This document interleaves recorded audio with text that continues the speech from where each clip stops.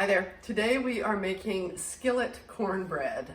There are lots of different kinds of cornbread out there. There's Skillful cornbread. No, skillet. Oh, skillet cornbread. There are very, very sweet ones, and there are ones with no sweetener at all. This is somewhere in the middle. It's not like cake.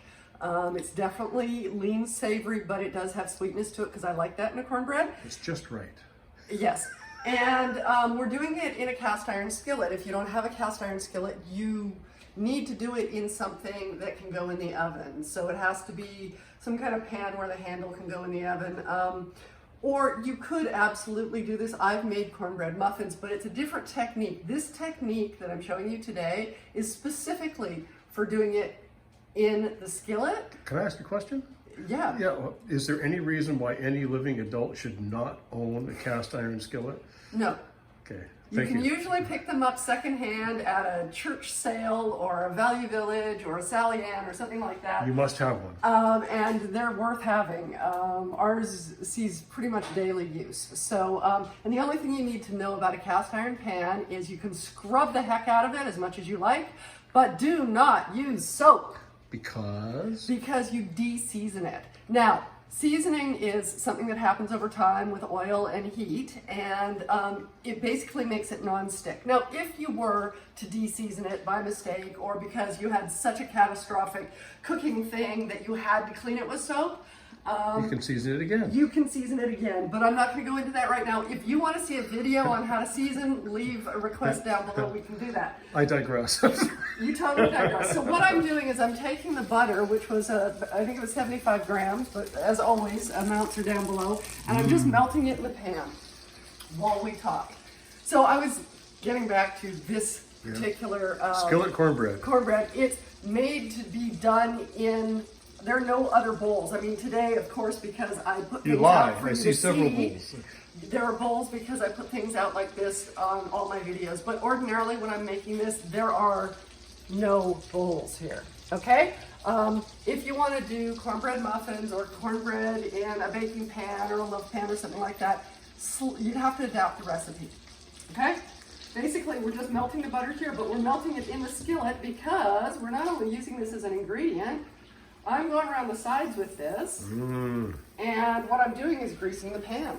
That's right, and I can attest to the yumminess of this because I just went camping with two guy friends, and they both wanted to marry you after they ate this cornbread. Well, it's a bummer that I'm already married, hey? Actually, I didn't want to marry them. I'm quite happily married to you. And enough of that, we're taking that off camera later. Now, I've just turned off the heat. Why would you do that? Because the next thing we want to do is we're going to put sugar in there. And what we want to do here is get the sugar to mostly melt. If it's not 100% melted, it's really not the end of the world.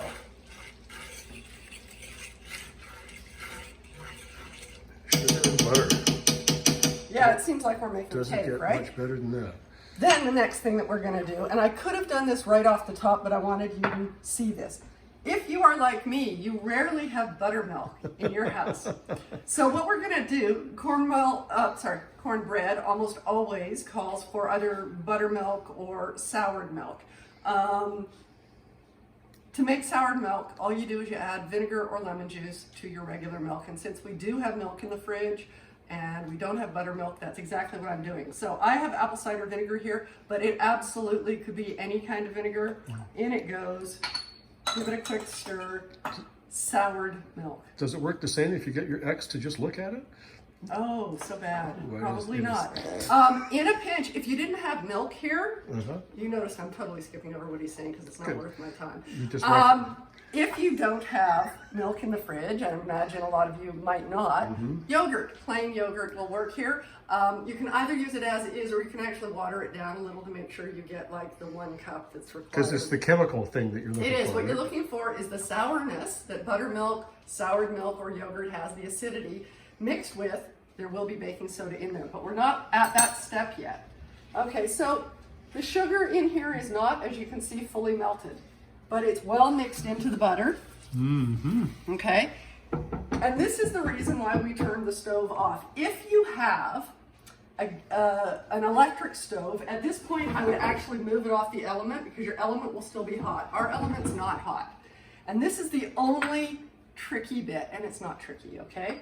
We are going to crack eggs into something that's hot, and we don't want to scramble them. That's why you would turn off the heat.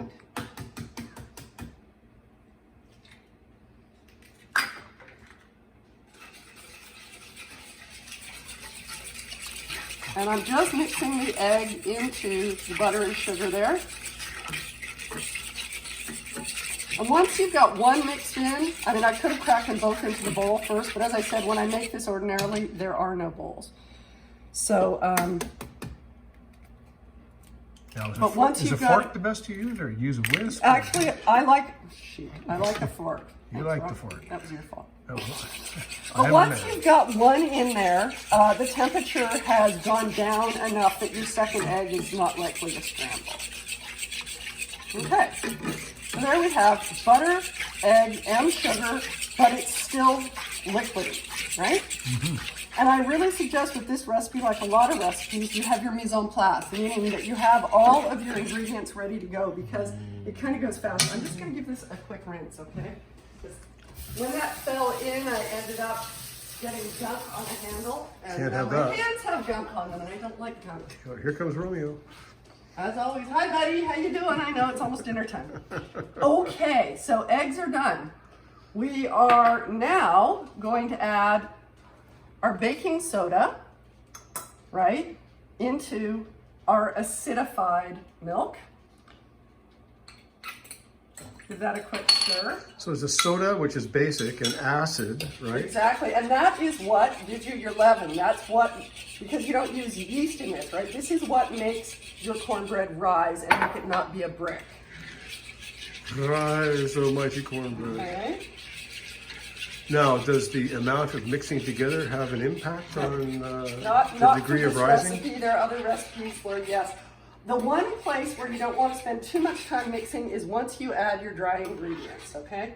Because we don't want to develop the gluten in the flour. Right. So, what we have left here is cornmeal. And this is the same cornmeal that I use for polenta. It can be medium, it can be fine, it can be coarse. It really doesn't matter that much. I've made this recipe with whatever cornmeal I had around, and I've had various different kinds of cornmeal. This is unbleached. Happens to be organic white flour. This is salt. What I did was I took kosher salt and I whizzed it until it was fine because I don't want coarse chunks in this. And then this is totally optional, but I did this last time and Rob and his camping buddies were so happy with it, I'm doing it again. This is a mini can of mild green chilies and I've drained out most of the moisture. Can we see the label? No. Okay. Because the label's irrelevant. Oh, okay. In North America, you can always get these little cans, and there are like 6 different brands of them, depending on where you live in North America, that have these mild green chilies that you buy in the canned section. Could you use fresh here? Well, these are softer, they're cooked, yeah, they're so cooked. Maybe you wouldn't want to use fresh unless you cook them first. I don't know. Anyway, this is the bit where, yes, we don't want to do too much stirring. So I'm going to... You could, if you wanted to dirty up a bowl, put all your dry ingredients together, but I'm not going to bother with that. I'm going to sprinkle the cornmeal over. I'm going to sprinkle the flour over. And then I'm going to sprinkle the salt. And try and move it around so your salt's not all in one clump somewhere. It looks very appetizing.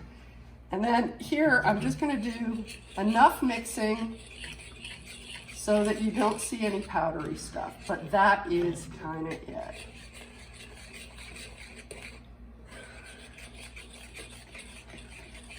And when do you add the... Right at the end.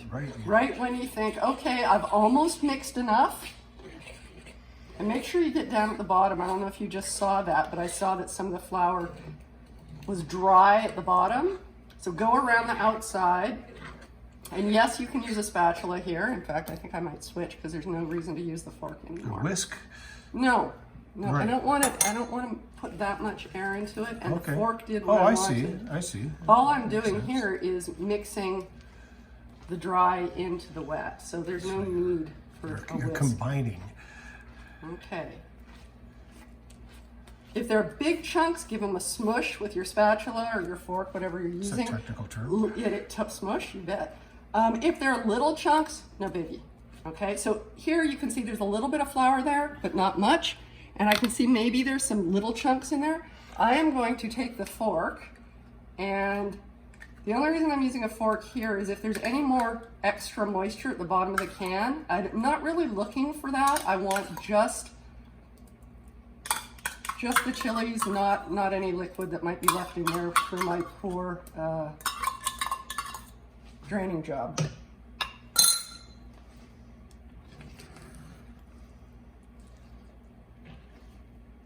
So make sure that there's nothing on the bottom that's dry. So this is incredibly simple to make, but it's really, and really fast, delicious. Yeah. Right? And this, so for us, this is often served with chili. Yeah. That's probably the main time we have it, but tonight we're having it as a side with some soup. You know, there are all sorts of, and I'll put other add-ins that you could put here instead of the chilies. I was thinking about this. Green onion would be nice, scallions. Yeah. Sesame seeds would be really nice if you wanted to go in a completely different direction. Olives would be gorgeous if you weren't doing a sort of southwestern sort of thing. There are all sorts of directions you could go in this, right? Those roasted red peppers we made the other day, last week, would be exactly perfect instead of this can of mild chilies, because it's pretty much the same thing. So I am going to pop this in the oven. Our oven has been preheated, the light's off, which in this household means that it's preheated. And we will come back, it's about 35, 40 minutes in the oven, and we'll come back when it's ready. Cool. So we're back, and it's been about 35 minutes, and there she is. Beauty, right? Oh, look at that. So all I did was I took a skewer, use a toothpick, whatever you happen to have, put it in the middle, pulled it out, nothing attached to it, not even any crumbs. It's good to go. So I'm just gonna let that cool down a little bit, then I'll run a knife around the outside, and what we'll probably do is actually just cut wedges and eat out of the pan, as opposed to, I mean, you can, and I have done this the last time I did it. I did all the way around the outside, and then I got a spatula and kind of lift it a bit underneath and then flipped it over.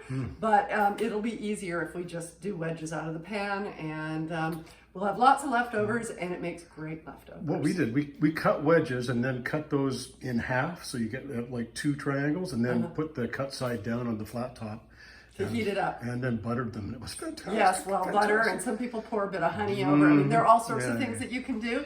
But there you go. This is your skillet cornbread. It goes with all sorts of things. It's a great side, and it lasts quite well.